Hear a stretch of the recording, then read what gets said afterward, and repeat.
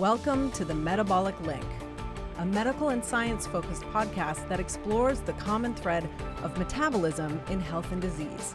This is where science meets society.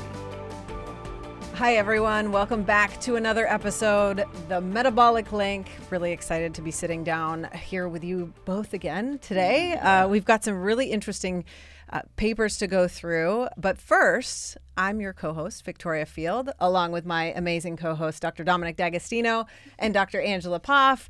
And we are going to be exploring some really interesting research today. One paper specifically has to do with Parkinson's disease. That's really fascinating. And the second is the ketogenic diet for mental illness. First, before we dive into mental illness, we're going to cover this Parkinson's paper. And Angela, you're going to lead us off with what we're looking at today. Yeah, absolutely. Okay, so this is a pretty cool paper.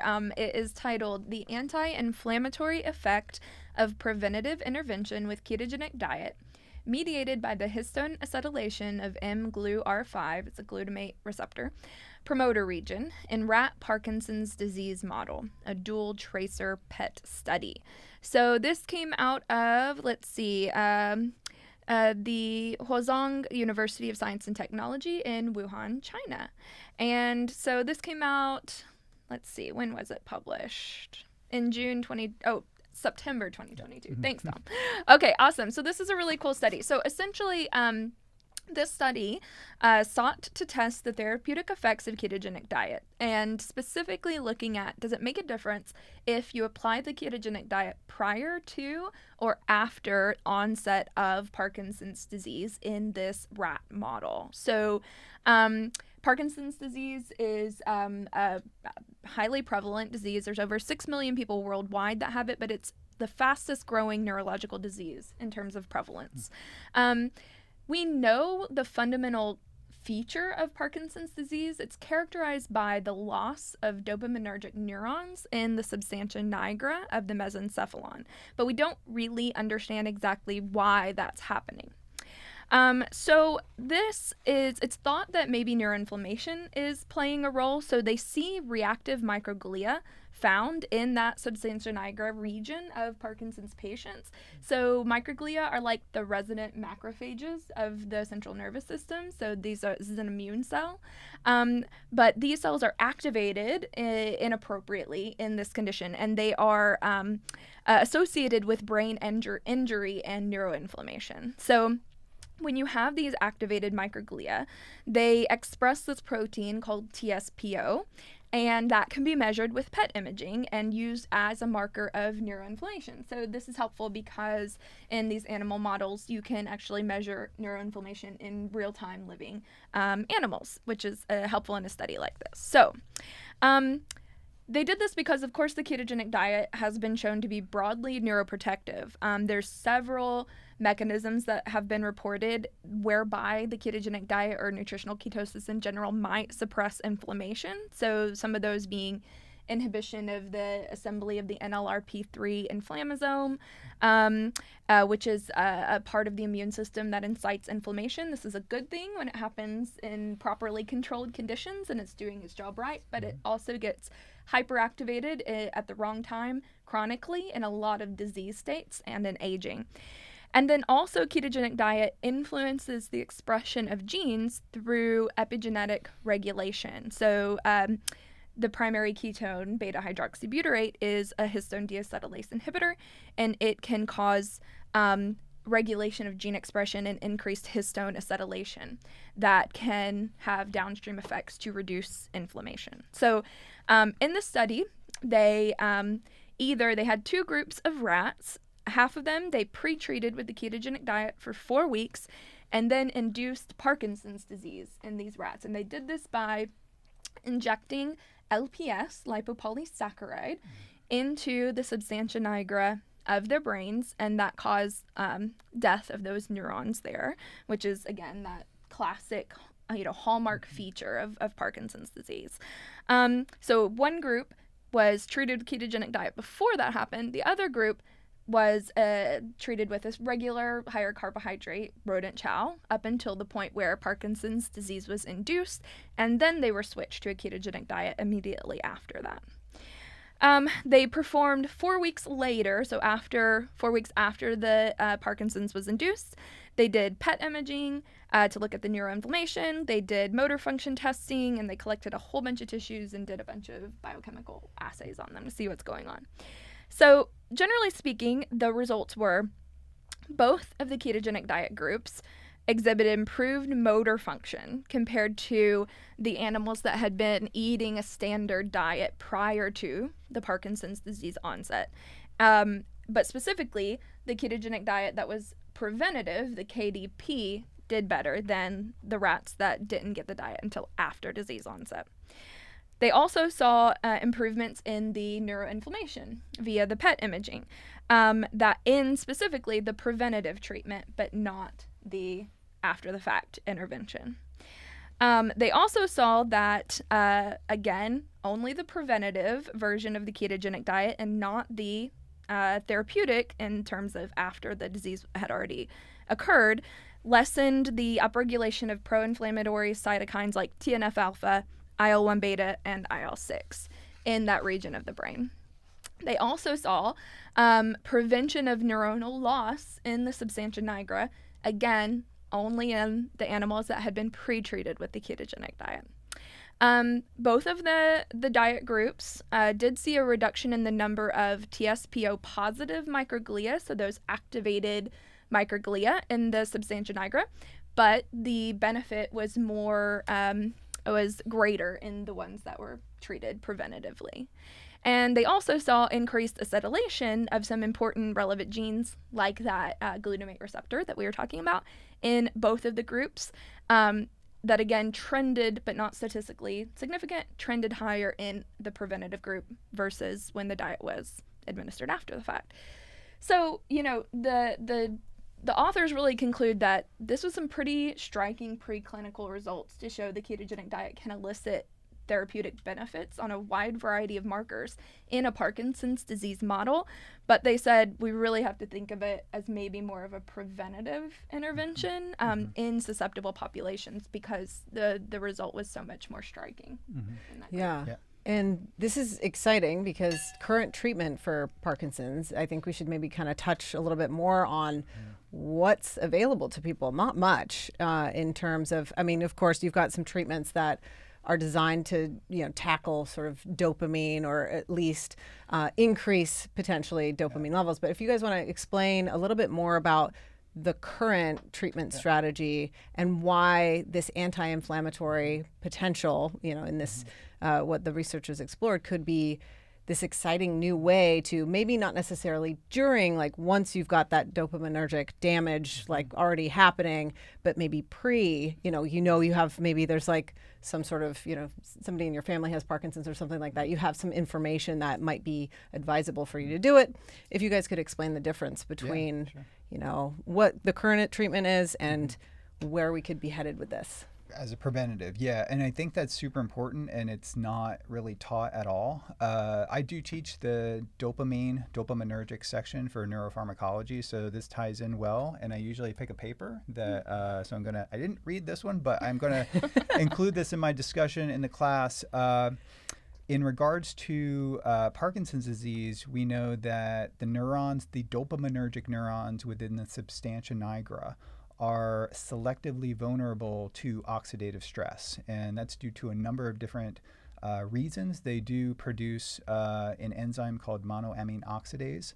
And in the context of ischemia or reperfusion or agents that are mitochondrial toxins, specifically in the past, there have been a variety of different pesticides that have been used in different countries, and people within these countries experience Parkinson's disease, and that's because the pesticide inhibits the mitochondria at the complex 1, and that produces superoxide, and then superoxide can drive other reactive intermediates. So the neurons within the substantia nigra really are, we know that they're selectively vulnerable to oxidative stress. And that actually led, when I was in grad school, a number of my friends were studying Parkinson's disease and they were using a model, kind of ties into this. It was MPTP. So that's actually the classical model that was used to study Parkinson's disease. And it's in a way a sad story that a drug was developed that was an opioid-like drug administered, and a bunch of people got Parkinson's disease, and that's because it was driving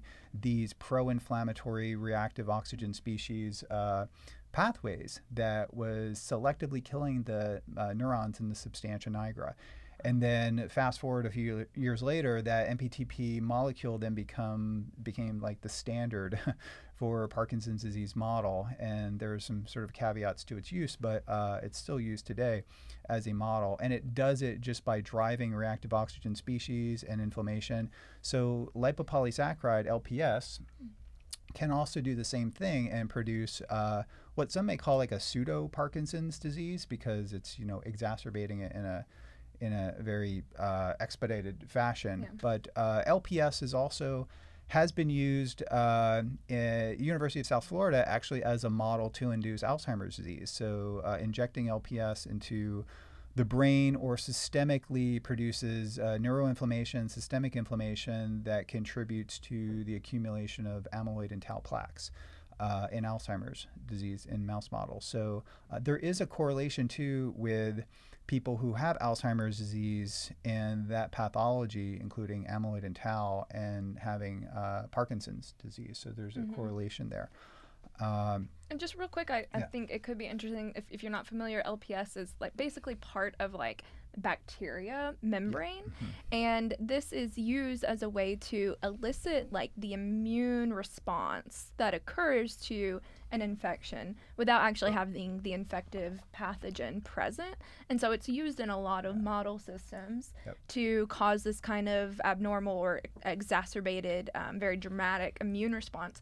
And, you know, just from hearing, you know, Dom mention in this paper today, LPS is used to induce a lot of different disease models, which for me is very telling of how important inflammation is in the development of these diseases. You can literally mimic a lot of these chronic diseases with targeted just inflammation in a specific part of the body. And the previous work that was done, and this ties into ketones, beta-hydroxybutyrate specifically, was a study done at Yale in Deep Dixit's lab, where a ketogenic diet and a ketone supplementation was used to specifically elevate beta-hydroxybutyrate. And this was published in 2015 or 16, and it showed that beta-hydroxybutyrate could inhibit the activation of the NLRP3 inflammasome. And in doing so, that the activation of that inflammatory complex then initiates the release and activation of inflammatory cytokines, one of them being IL-1 beta, so which is highly pro-inflammatory, neuro-inflammatory, so contributes significantly to the suppression of the activation of that inflammatory complex. I realized that just now that I didn't address a question that Victoria asked, which is about the treatment of Parkinson's disease. So the standard treatment of Parkinson's disease is actually to administer the precursor for dopamine, and that would be L-DOPA. So if you move back, actually phenylalanine is an amino acid, an essential amino acid that's found in our diet, contributes to enzymatically converted to tyrosine, and the catecholinergic pathway is such that through tyrosine hydroxylase, which is kind of like the rate-limiting enzymatic step for dopamine synthesis, will then contribute to ultimately the production of dopamine. But farther down that path is L-DOPA. When you consume L-DOPA, you have that converts to dopamine. So what you want to do pharmacologically is to get dopamine elevated in the brain, but not the periphery. So a small dose of dopamine can actually cause an increase or decrease in blood pressure depending upon how it's the peripheral concentration of it. So dopamine is co-administered with another drug called carbidopa. Carbidopa inhibits the enzymatic process of the L-DOPA converting to dopamine in the periphery. So you get more penetration of L-DOPA across the blood-brain barrier, and so you can significantly increase brain levels of dopamine when it's co-administered with carbidopa, and you can, if you gave a whopping dose of L-dopa, you would cause very significant side effects on blood pressure and autonomic regulation. To avoid that, it's co-administered with carbidopa. So this is like the standard of care treatment for Parkinson's disease, and it works usually in a very robust way and highly efficacious way initially. But as the dopaminergic neurons degenerate due to a variety of different causes, typically linked to oxidative stress and neuroinflammation and other factors, you need to have so this is kind of very striking. When I was learning about Parkinson's, about 80% of the neurons within the substantia nigra ultimately are dead or are dying before symptoms of Parkinson's disease manifest. So it would be, ideal to prevent that from happening in the first place. So that's why I'm kind of even more enthusiastic about this idea of, administering neuroprotective strategies to prevent that from happening. It would be great if there was a window in the brain where we could, look at this very small region of dopaminergic neurons. The dopaminergic nuclei within the brain comprise only 3 to 4% of the total amount of neurons in the brain, but they go everywhere, and they have tremendous effects on motivation, on addiction, on learning and memory, and the neural control of autonomic regulation, and that includes respiratory function and also cardiovascular function. So a very small group of neurons, and they project to a wide variety of different nuclei, including areas associated, with addiction. So it was, kind of reassuring that a ketogenic diet, through mechanisms, and I don't know mechanistically how they, went into understanding how it was working, but we know that the ketogenic diet can help to restore and balance neurotransmitter systems. It can reduce reactive oxygen species, and it has this reduction in reducing effect on inflammatory cascades that could be contributing to this. So I'll let you comment on that. Yeah, no, absolutely. And that's what's so interesting to me is just how widespread the neuroprotective, the mechanisms that have been reported from these preclinical studies in neurological diseases, neurodegenerative diseases, is really, really variable. The ketogenic diet touches many different aspects of physiology in a way that can elicit these neuroprotective effects. And I think, what you touched on something really important that's very relevant to this paper, that when Parkinson's disease actually occurs, you already have such a substantial amount of neuronal death. It doesn't matter how much you try. If those neurons are dead, you're not going to be able to restore signaling.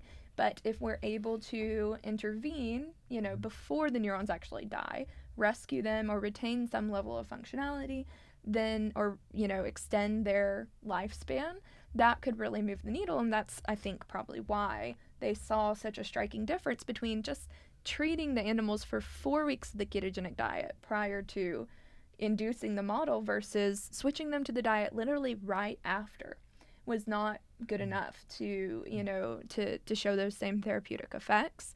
And I think that this is also relevant to many neurodegenerative diseases. Your brain has trillions of neurons, and you can actually lose a lot of them before there's a lot of redundancy for this reason, so that you can maintain functionality even when neurons have died. I know this also happens in Alzheimer's disease. You can see a substantial amount of neuronal death before the symptoms are extremely present, and I think this is probably true for a lot of neurodegenerative diseases. So focusing our thoughts on prevention and really being able to support and protect the health of neurons before these diseases fully manifest, I think should be the major focus of where these research efforts lie. Exercise too, we covered yesterday, not sure when the sequence of these will be released, but that's like a month ago, Dom. Yeah, we're batching it. But so exercise plays a profound role in reversing or preventing the hippocampal region from undergoing atrophy, and one could probably assume that the same thing happens with Parkinson's disease too. But the title of the paper implicated I believe the Acetylation. metabotropic glutamate Yeah. receptors, Yeah. right? Mhm. So, It was more just a correlation. Like they saw protection and increased acetylation of that Okay. specific gene's promoter region in the substantia nigra samples Yep. they I guess, analyzed. yeah, that I was actually going to ask something specific to that, just in terms of researchers discussing mGlu-R5 specifically and why that might be an attractive strategy for neuroprotection, for neuroinflammation for neuroprotection. If you guys want to kind of dive into that a little bit more. I know, Angela, you touched on that, but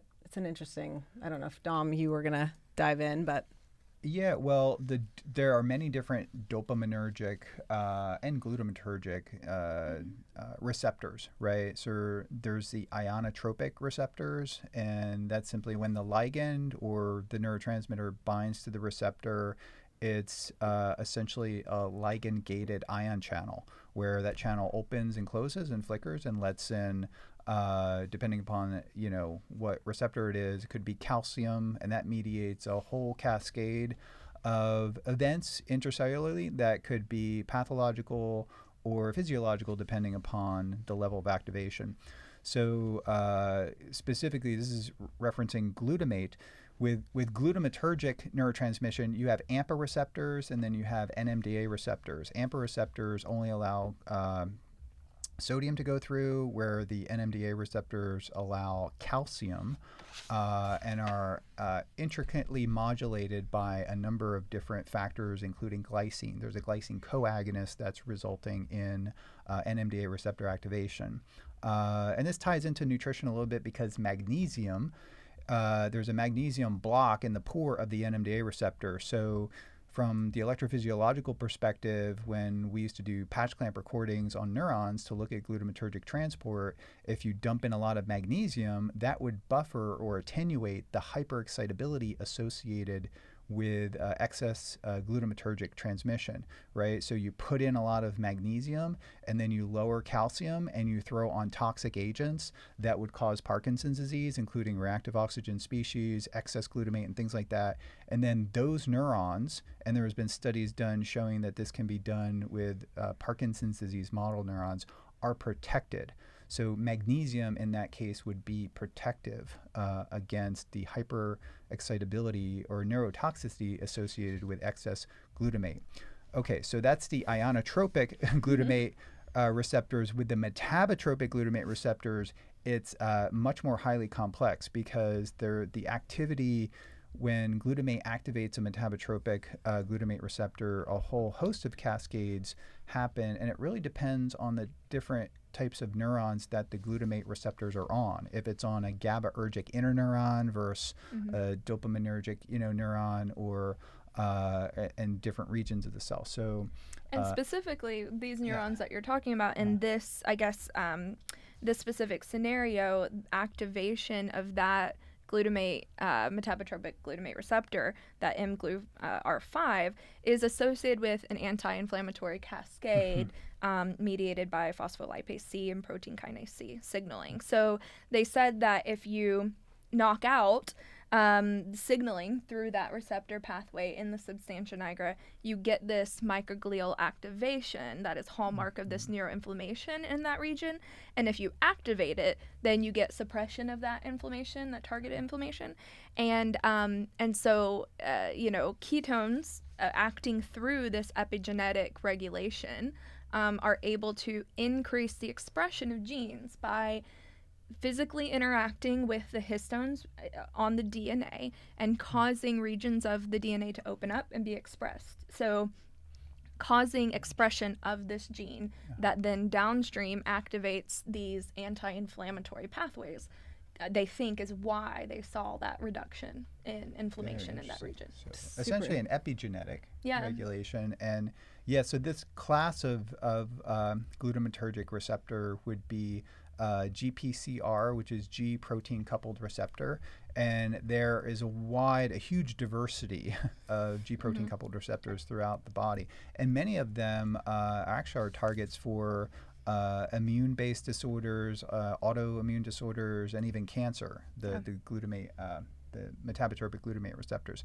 So it's very interesting that you have a receptor for glutamate that is kind of downstream of this effect, is having some really interesting effects on gene expression. So this class of receptors have been linked physiologically and pathophysiologically to cell proliferation, to autophagy, to cancer growth, and things like that too. So they have a wide array of effects on cell growth, cell cycle, proliferation, and things like that. So it's pretty neat that they have been able to nail this down in some regards, maybe convincingly. Do you think it's convincing? Okay. Yeah, I think it's definitely a correlation. It makes sense, that you can kind of draw a line from A to B to C to D here, which is cool.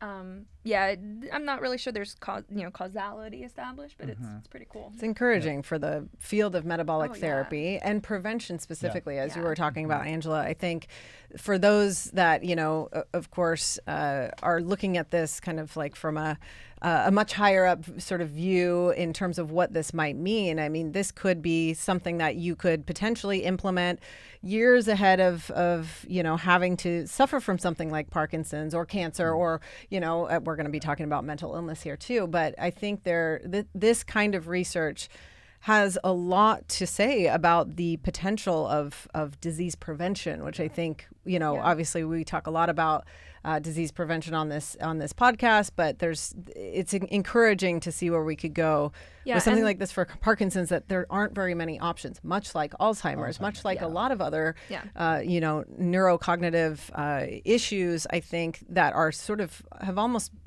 been seen as like, well, we're not really sure what to do next. These kinds of papers, I think bring hope for people. And even though, as you said, Angela, like we're we might not be able to directly apply this to people, it's still a very exciting direction that we're headed in. And there are clinical trials, right? These are becoming much more common. There's a lot of interest specifically in this field. Yeah, you hear, actually, I've heard of several anecdotal reports of people with Parkinson's starting a ketogenic diet where they see improvement with things like tremors. And, there's just so much to it when, Dom, you were mentioning a lot of the mechanisms at play in terms of, the neurocognitive effects or the mechanisms of ketosis specifically. I mean, it's so wide stretching and probably why you see things like epilepsy and all these other traumatic brain injury and benefits across the board in a variety of places that I think it's most exciting for brain health specifically,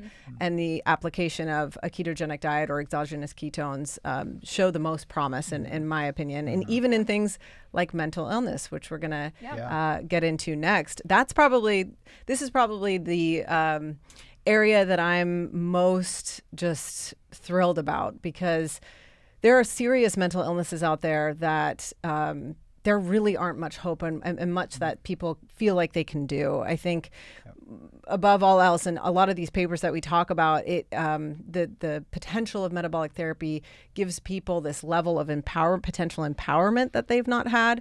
And mental illness is something that oftentimes people feel very hopeless and like there's nothing they can do, and they're kind of trapped in this really challenging state. So why don't we dive into mental illness specifically? And we've got an incredible paper here. Actually, Dr. Christopher Palmer was one of the authors, called the Ketogenic Therapy in Serious Mental Illness, Emerging Evidence. And why don't we dive right in, because this is a really fascinating topic specific to schizophrenia. Yeah, so this was a commentary paper, and Dr. Palmer and his colleague wrote this kind of in response to another paper that had come out prior to this in 2020, and this paper also came out in 2020, where they were kind of talking about a lot of the potential mechanisms as to why a ketogenic diet might be beneficial in many of these mental illness conditions. And so they wanted to basically write this commentary to say, hey, let's now, aside from just kind of theorizing about or talking about mechanisms, let's look at what data is there. Now, this is a emerging field, certainly, Not a ton of published research, but a lot of interest and a very quick, I think, increase. Despite it starting in like 1960, I mean, the first case study or case report was put out, I think, in 1965, if I'm not mistaken, which, you know, here we are, 2022. Our goal is to really put this on a loudspeaker, but I'd like to add, like, real quick. Well, I know Zoltan Sarnai and Christopher Palmer. They're part of the metabolic psychiatry group, and I've heard them speak and had great conversations with them on many different levels. Mechanistically, Zoltan is super sharp and definitely the leader in the world of understanding ketogenic interventions or metabolic interventions for metabolic psychiatry. And then Christopher Palmer, on the other hand, is also mechanistically understands everything, but is really on the front lines of treating patients. So you have, you know, two authors of this paper who have different experience, but incredible insight into mechanistically and then sort of in the trenches, you know, helping people. I would like to just kind of quickly comment that I was kind of skeptical from the beginning of this years ago, but come to find out that in psychiatric disorders, the go-to drugs are anti-epileptic drugs. And these are drugs typically put a Band-Aid or control the symptoms of psychiatric disorders, but mechanistically, they're doing things like elevating GABA and stabilizing and balancing the neuropharmacology in the brain that is actually managing these disorders. So it's important to say that up front, that it could be through bioenergetic mechanisms, neuropharmacology, reactive oxygen species, different things, but mechanistically it may be working through a similar mechanism that has been, is still under investigation in understanding the ketogenic diet and epilepsy. So it's probably working through that pathway. So and if you're kind of in this field, you probably, you know, heard Dom say that and understand really quickly kind of what the implications of that, knowing that the ketogenic diet is the standard of care therapy for refractory epilepsy. But maybe if you're kind of just dipping your toes in this field, you know, the ketogenic diet has been used clinically for over 100 years for epilepsy. And so the longest history of our understanding of the ketogenic diet, its use and how it might work, is coming from this field of epilepsy. And so when you stop and think about the fact that a lot of these psychiatric disorders are treated with epilepsy drugs, then it makes a lot of sense that the ketogenic diet could also be applicable there. And they're two disorders that are very refractory to drug treatment. So I think that's important to understand. Oh, that's huge, right? If you've got something that's not necessarily as simple as a diet can be difficult to change, but if you have the option of using food when drugs have failed, that's huge. What kind of hope that provides for people. And I think this topic is really kind of like the premise of our podcast, the Metabolic Link. I mean, you see depression and mental illness conditions in things like epilepsy, Alzheimer's. I mean, it usually doesn't come without the other, typically, right? So, or obesity, you're at, you know, X amount risk for type 2 diabetes, X amount risk for depression, anxiety, and it's all kind of tied in, and there's this kind of common thread of metabolism throughout that I feel like the field of metabolic psychiatry is really bringing that link to life. And in the words of Dr. Christopher Palmer, you know, mental health, he says mental health is metabolic health, which I think is a very simple but profound statement that I think needs so much more attention and further exploration, which it's exciting to see where the field is going. But yeah, we can get into some of the case studies. Angela, I know you were kind of continuing to dive in a little deeper into what those two researchers had to say. Just so I know, what we're going to go over, I know I've probably seen versions of this paper before, is just ketogenic diet therapy. Yes, right? This is specifically ketogenic diet. So metabolic therapies can exist as, you know, fasting or time-restricted feeding. And then there are many different types of ketogenic diets. If one particular kind of ketogenic diet, for example, the classical ketogenic diet, and then you have the, 4-to-1, 3-to-1, 2-to-1, modified Atkins diet, low glycemic index diet. There are different versions, and I think it's important for people to know there are many different versions of a ketogenic diet based upon macronutrient composition and ratios. Also, there's many forms of ketogenic diets based upon the composition of the fatty acids. With medium chain triglycerides, for example, which we incorporated when Angela and I developed the ketogenic diet for mice, we were able to double the ketone levels just by increasing the proportion of medium chain fatty acids within. I know there's a lot of research specifically on that too. And then also, I'm just going to last comment is that other types of fatty acids have been talked about by other people in the podcast world. For example, EPA and DHA, docosahexaenoic acid, so omega-3s. So incorporating them into different ratios into the diet could be therapeutic in and of itself, but we think maybe when combined with a ketogenic diet. So I think that's just important to keep in mind, because 20, 30 years ago, early versions of the ketogenic diet were hydrogenated fats and even Crisco. So our quality knowledge matters, right? of the types of fats and these is very important. Fatty acids are signaling molecules. So just keep that in mind as we review papers. It's important to know. I was reading a couple papers this morning, and the composition of the diet was quite interesting, I would say. So, I think you're going to see more and more studies like taking that into consideration and focusing on the quality of the foods that participants are consuming, because we're finding more and more it does make a significant difference if you have damaged fats like vegetable oils or plant-based oils versus something like good old-fashioned butter and things along those lines. There's a difference there for sure. Yeah. Okay. So the way this paper is set up is basically they just said, we're going to walk you through some of what's been actually published up until this point in 2020. And so they walked us through a couple of preclinical studies and then also some clinical case reports and case series. So some of the preclinical, meaning animal models. So one used a model system that is reflective of the leading mechanistic hypothesis of what is at play in schizophrenia, which is the NMDA receptor hypofunction. So in this model, they used pharmacological inhibition of that of the NMDA glutamate receptors, and that induces basically a model of schizophrenia in animals. And then they provided ketogenic diet for 3 weeks, and they showed that the schizophrenia-like abnormal behaviors were suppressed. So they saw a reduction in the hyperactivity, the stereotyped behavior, decreased sociability, working memory deficits, and the impairment of pre-pulse inhibition in the startle response of the mice. So that was a large effect in terms of many different features of the schizophrenia model were improved by ketogenic diet. So another study used a different animal model, the DBA2 mice, which is an inbred mouse strain that exhibits a variety of behavioral and metabolic features that also resemble schizophrenia. And they found that ketogenic diet was able to normalize their sensory gating deficits. And this is conceptualized as something fundamental in the development of hallucinatory episodes in people with schizophrenia. So this is something that could be beneficial in terms of reducing that aspect of the disease.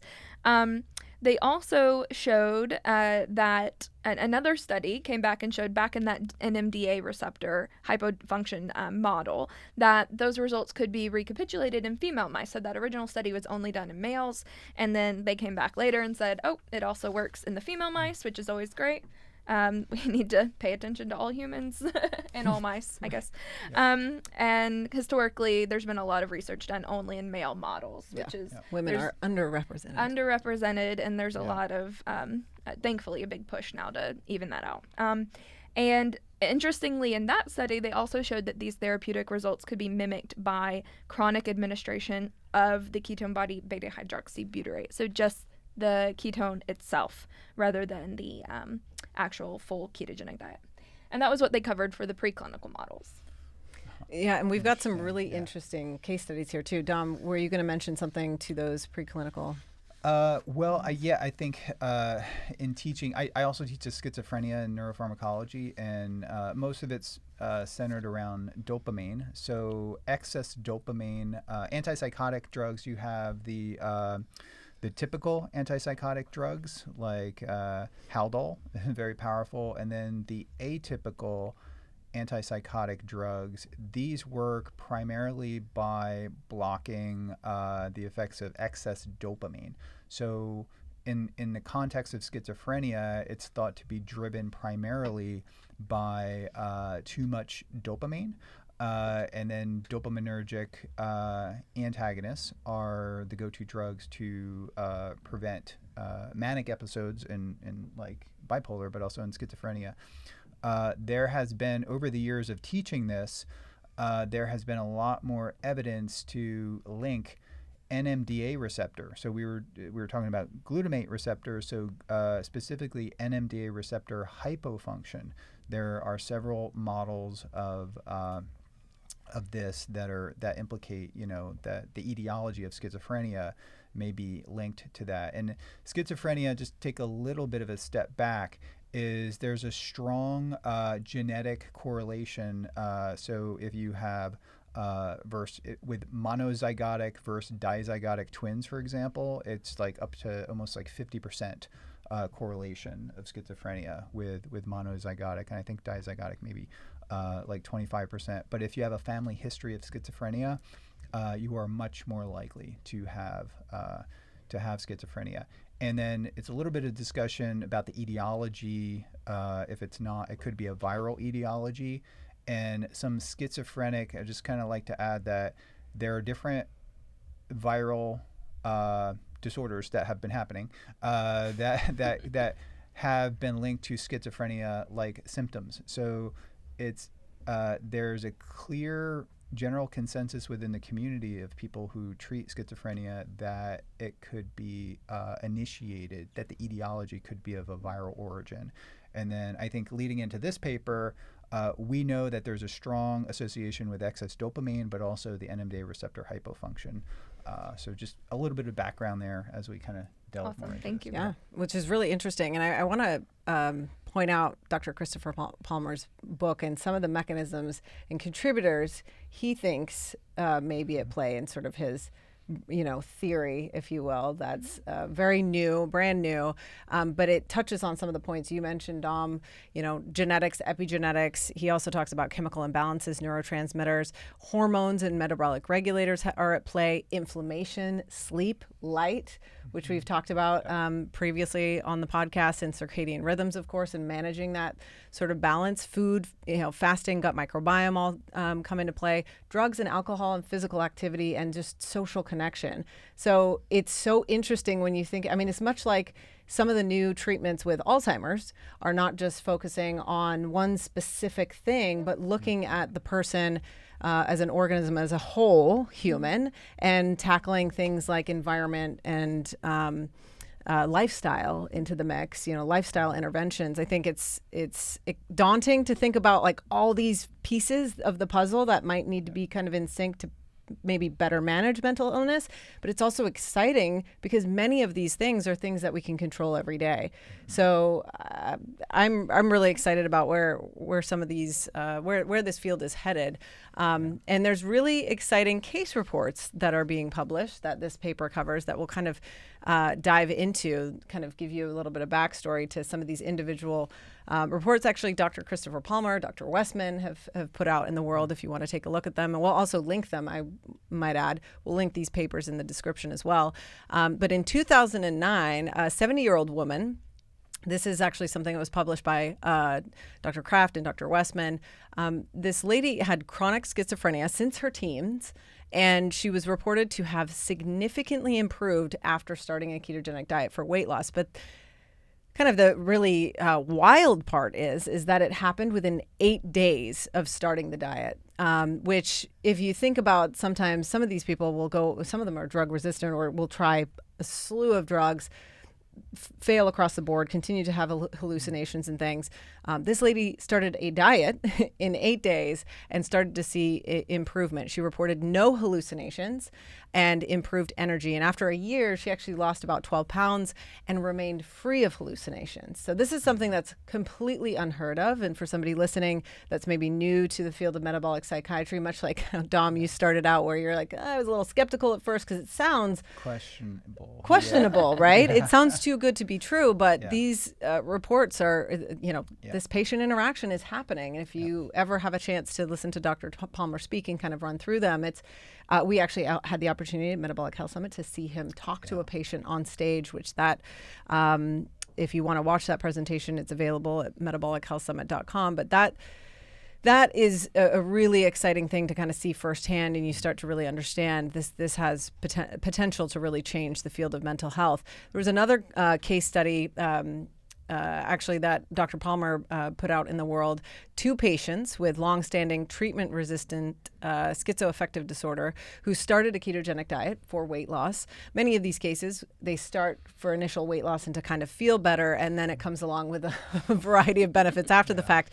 And in this report, within 2 months of starting the diet, both patients experienced significant reductions in psychotic symptoms as measured by the positive and negative symptom scale. And both patients either purposely or inadvertently stopped the diet, and their psychotic symptoms returned, which is really interesting because this kind of is a very similar on-off effect that you might see in medication as well. So, starting something like a diet or a metabolic therapy, as we like to call it, has the same kind of potential of on and off. If you start the diet, you see maybe a reduction in hallucinations or stop in psychotic symptoms. You restart it again, or you stop it, and those things come back, much like with epilepsy, right? Yeah, So a breakthrough seizure. 100%. I mean, some parents, it's been reported that simply taking like a multivitamin that has some sugar or carbohydrate or maltodextrin in it can actually trigger a seizure simply by that. That's a very small amount. A gram or so of glucose can trigger a seizure in someone who has treatment resistant, who's managed with a strict ketogenic diet. Yeah. So there's definitely changing the neuropharmacology of your brain. Probably not so much brain energy, but probably linked to signaling in the brain, I think, because that amount of glucose is really not going to alter your. We know that metabolic physiology changes brain energy and the neuropharmacology of your brain, but a tiny amount of glucose, being able to trigger a seizure, this is widely reported, and it's not even questioned that this is what's happening. And similar scenario with schizophrenia. The gut microbiome is an interesting piece to all of this too, right? Like how I think that's another area that needs to be further kind of explored. There's been researchers out of UCLA that are really kind of diving into this whole area of the gut microbiome. And when you take out the ketogenic diet, you need that control with the gut microbiome. It has to be present. So there's some research done actually out of UCLA where they essentially had rats on a ketogenic diet and with a gut microbiome, and then created a sterile environment with rats without a gut microbiome and implemented the ketogenic diet. And of course, these 2 rats or 2 groups also, they just didn't see seizure control when you took the gut microbiome piece out of it. That was a mouthful of how I explained that just there. Clearly, I am not producing ketones this morning, but it's interesting when you take into that factor that you essentially, in some of this research, need that gut microbiome present in order for the ketogenic diet to have the anti-seizure effect that it does. So then you apply that to something like mental illness or just in what you're saying, like a teeny amount of carbohydrate into the mix. Where does the gut microbiome what role does that play in all of it? I think probably a pretty significant one, and more than we kind of realize. So 2 additional case studies here that I want to mention. The first is a 12-year-old follow-up of the 70-year-old woman that we just recently described. So at age 82, this woman who had suffered from treatment-resistant schizophrenia for 53 years, she remained alive and well on a ketogenic diet.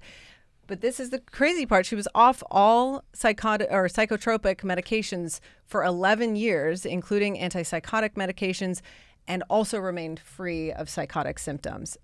So kind of similarly, again, back to epilepsy, people like, Charlie of the Charlie Foundation, right? Went on a ketogenic diet had a horrific form of epilepsy, was having,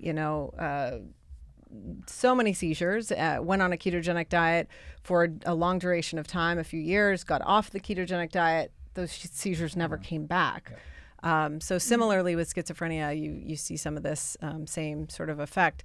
And I think specifically in this case, though, she did maintain the ketogenic diet for that period of time, right? So she didn't go off. But it sounds like as long as she maintained, she lost 150 pounds, and she, that's an incredible change in her life. And, something I think these are incredibly, encouraging case reports, and there's obviously more and more data coming out every year, but, talking about individuals being able to come off their medications, which is amazing. And keep in mind, these are patients being actively overseen by their neurologists. And I think in all cases, when, maybe implementing some new therapy, sometimes with diet, people kind of think of it as not being such a strong tool, but ketogenic diet is a medical therapy, and medications and everything need to be managed very closely if it's being implemented for a serious illness. And so just pointing out that in a situation like that, if someone is saying, maybe I'm affected by this and I want to try this, it has to be done with oversight, because it's not simply just changing your diet for, maybe shed a few pounds. It really has very, serious medical effects. There's dramatic effects. Has to be done with blood your pressure too. In many cases you have to deprescribe. And if the patient loses that much weight, is going into it with high blood glucose, high blood pressure, and loses 150 pounds, the ketogenic diet, even independent of weight loss, can drop your blood pressure pretty fast. But if your blood pressure is under control with medication, and you maintain that same amount of medication, and you have this kind of metabolic effects, then you're going to have dangerously low blood pressure typically. So similarly with insulin and diabetics, where they start a ketogenic diet, and they can't necessarily stay on the same dose when you're implementing something as powerful as metabolic therapy like the ketogenic diet. Insulin has to be reduced very quickly, and that needs to be done with therapy. In close connection with a doctor for sure. And in mentioning, of course, Charlie's case where he came off of the ketogenic diet, that I feel like, at least from the research that we've been seeing, or the case reports that we've been seeing, and in hearing Dr. Christopher Palmer speak, typically you have more of this on-off type of effect when dealing with something like mental illness, where a lot of his patients, as soon as they come off of a ketogenic diet or slip up or what have you, they start to have those psychotic episodes again. So it's different from epilepsy. And obviously there's so much to learn, but at the end of the day, as Angela has mentioned, really important to work with your doctor if you're dealing with something serious like schizophrenia or other serious mental illnesses, because even just that transition onto a ketogenic diet and the shift in fluid drop in electrolytes and things along those lines can trigger things for people dealing with something like mental health issues. And not all epilepsy patients can get off of the ketogenic diet, but there are high responders, termed super responders, like Charlie, who I think it's maybe 10 to 15% when they're on it as a pediatric patient, that they can transition off and be completely fine even without medication and be managed. So I think in talking with some of the experts, including Dr. Palmer, he does not think that's going to be the case for psychiatric disorders, that some level of maintenance, maybe a modification of the diet, would need to be maintained. Right, absolutely. The final case I just want to briefly mention is a 39-year-old woman who had suffered from treatment-resistant psychotic symptoms for 20 years.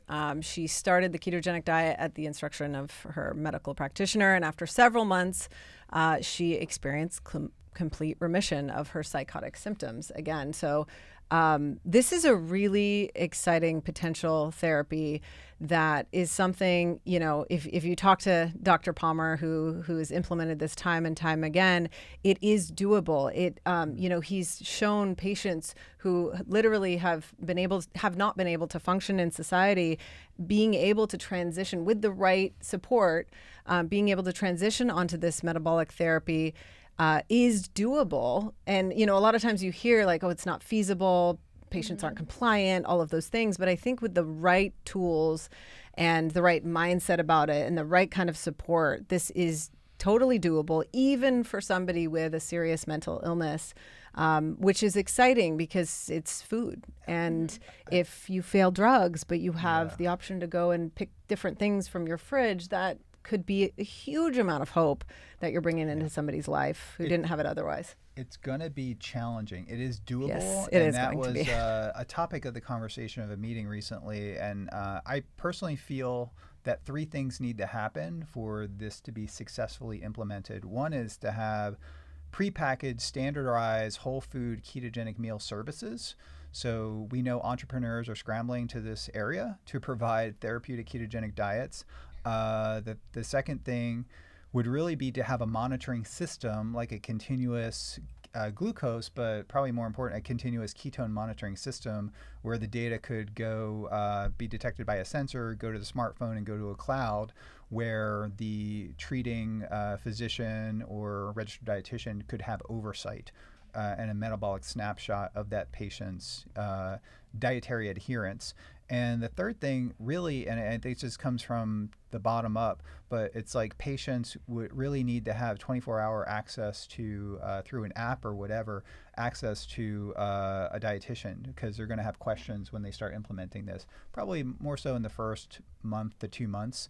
But I think those 3 things need to happen, like a meal service, ketogenic meal service, and then monitoring systems, and then that patient resource and feedback for the patient when they had questions. I think that's a really great summary of what you need. I in working with patients myself in a variety of pilot studies that I did with a nonprofit organization involved in research with metabolic therapy for cancer specifically, those were essentially the pillars where, if you've got, and having a monitoring system too, that would essentially ping the team when they popped out of ketosis or their blood sugar shot up or what have you. That's really a high touch point kind of setup, I think is key, but having the right support too. Myself and a dietitian were, essentially on call, working with a lot of these patients, because you think about it's really difficult to go through a diagnosis, like a traumatic diagnosis of something like cancer, or battling for, a lifetime with something like mental illness or what have you. It's really difficult to go through some of the grief and the struggles around just the diagnosis in and of itself, to then change your lifestyle completely.